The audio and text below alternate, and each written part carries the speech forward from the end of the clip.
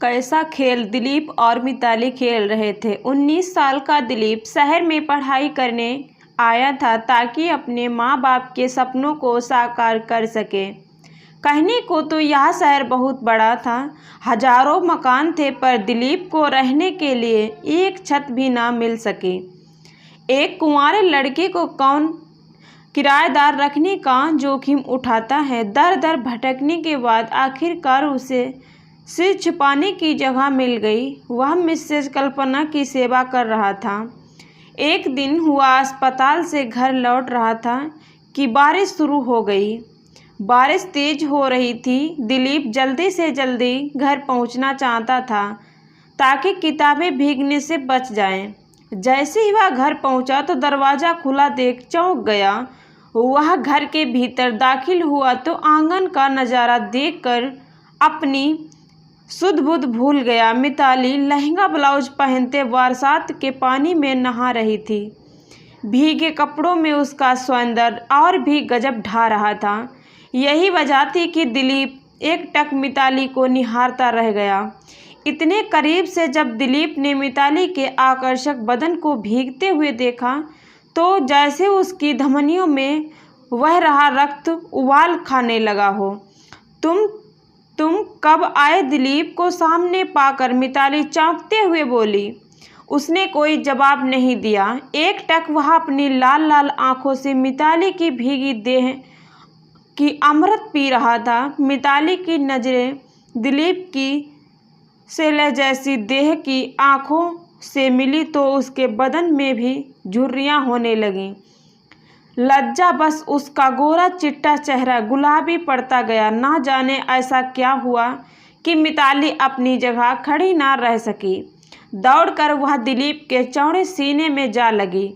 दिलीप खुद पर काबू ना रख पाया और उसने वरिष्ठ बाहों के घेरों में मिताली को कसकर जकड़ लिया और अपने तपते होंठ उसके लजरते होंठों पर रख दिए। मिताली ने कोई प्रतिकार नहीं किया। देह के इस महासंग्राम में दोनों युवा तन देर तक गोते लगाते रहे। जब वासना का ज्वार थमा तो दोनों एक दूसरे से नजरें चुराते हुए अपने कमरे में चले गए। तूने यह क्या किया दिलीप? जिस औरत ने तुझे बेटा समझकर अपने घर में रखा उसी घर की बहू के जिस्म पर तूने डाका डाल दिया। दिलीप अपने ही सवालों में उलझ गया। पहले मैंने कहा कि मिताली खुद ही मेरी बाहों में आकर समा गई तो मैं क्या करता? देह सुख के उफान के आगे अच्छे बुरे का सवाल ही कहाँ रह जाता है। दिलीप ने मानो अपना पक्ष रखा। उधर मिताली अभी भी सामान्य नहीं हो पाई थी। आज एक अनजान पुरुष के संसर्ग में उसे अकल्पनीय सुख की प्राप्ति हुई थी। ऐसा आनंद तो उसे आज तक उसका कारोबारी पति भी नहीं दे पाया था। उसने बेचारे को झटका और कपड़े बदल लिए, फिर चाय बनाई और ट्रे में एक कप रख कर दिलीप को देने चली आई। दिलीप सोने की तैयारियों में था। मिताली को सामने खड़ा पाकर वह हड़बड़ा गया। लो चाय पी लो। पानी में इतनी देर भीगने के बाद चाय पीना ठीक रहता है। मिताली ने कब आगे बढ़ते हुए मुस्कुरा कर देखा। सचमुच चाय अच्छी बनी थी। रात के खाने में मिताली ने उसकी मनपसंद करेली की सब्जी बनाई थी। ना जाने कैसे मिताली को उसकी पसंद नापसंद का पता चल गया। यहाँ तक कि दाल सब्जी मिठाई और उसे क्या क्या पसंद है उसकी बाकायदा लिस्ट मिताली ने बना रखी थी। एक रात वह दूध का गिलास लेकर कमरे में आ गई। दिलीप को गर्मी लग रही थी। उसने ज़्यादातर कपड़े खोल रखे थे। अचानक मिताली को सामने पाकर उसने तौलिया उठा लिया और देखकर मिताली जोर से हंस पड़ी। निर्जर झरने सरीखी हंसी कानों में मिश्री घोल रही थी। पारदर्शी गाउन में मिताली किसी अप्सरा जैसी नजर आ रही थी। गिलास मेज पर रख कर वह पलंग पर बैठ गई और अपने हाथों से दिलीप के बालों को सहलाने लगी। दिलीप इतना भोला नहीं था जो किसी स्त्री के मनोभावों को ना समझ पाता। उस रात दोनों ने जी भर कर देह सुख भोगा। पूरे घर में वे दोनों अकेले और रात की तन्हाई का सहारा। ऐसे में कोई अक्सर कैसे रह पाते। 2-3 दिन में मिसेज कल्पना अस्पताल से स्वस्थ होकर घर लौट आई। बेटा तू मेरे सगे बेटे से भी बढ़कर निकला।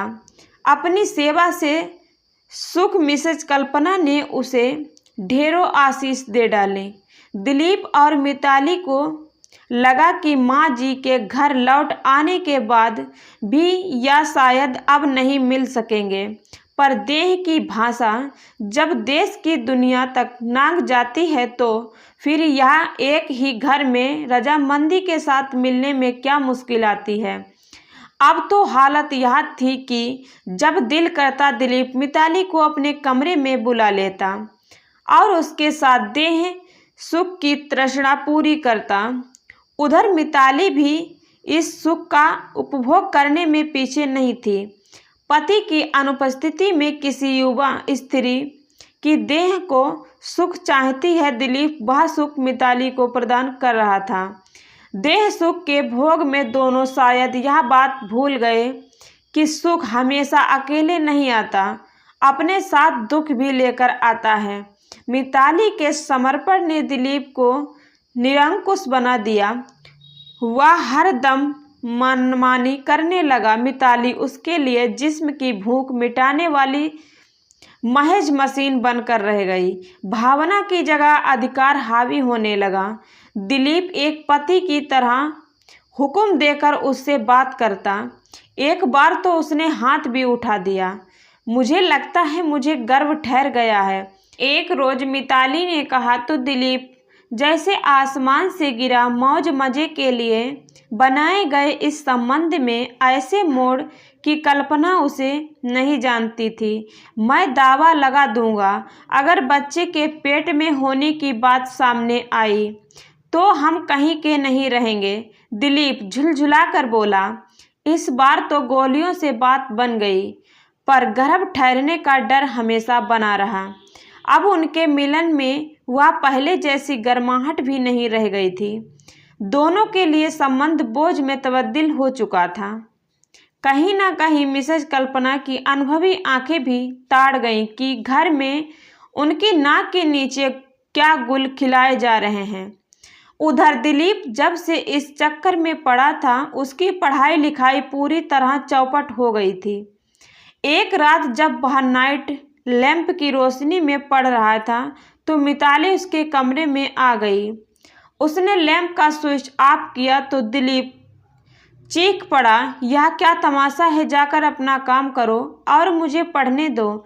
मिताली यह सुनकर हक्की बक्की रह गई। उसे पहली बार महसूस हुआ कि पति की गैर मौजूदगी ने किसी गैर मर्द के साथ संबंध बना कर उसे कितनी बड़ी भूल की है।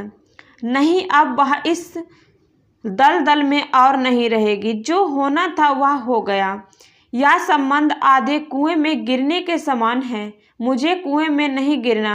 मिताली ने मन ही मन निर्णय लिया। उसने फ़ोन करके अपने पति को जल्दी आने को कह दिया ताकि यह किस्सा विराम लग सके। दिलीप भी जितना जल्दी हो सके इस संबंध के बोझ को सिर से हटाने के बारे में सोचता था। मिलने की पहल रजामंदी से हुई तो अलग होने के लिए भी स्पर्श रजामंदी काम आए। दिलीप ने बहाना बनाकर घर छोड़ दिया। जीवन में घटे इस घटनाक्रम को दोनों पक्ष एक स्वप्न समझकर भूलने की कोशिश करने लगे। दोस्तों, कैसी लगी कहानी तो ज़रूर कमेंट करके बताना। चैनल पर नए हैं तो सब्सक्राइब जरूर करना। धन्यवाद।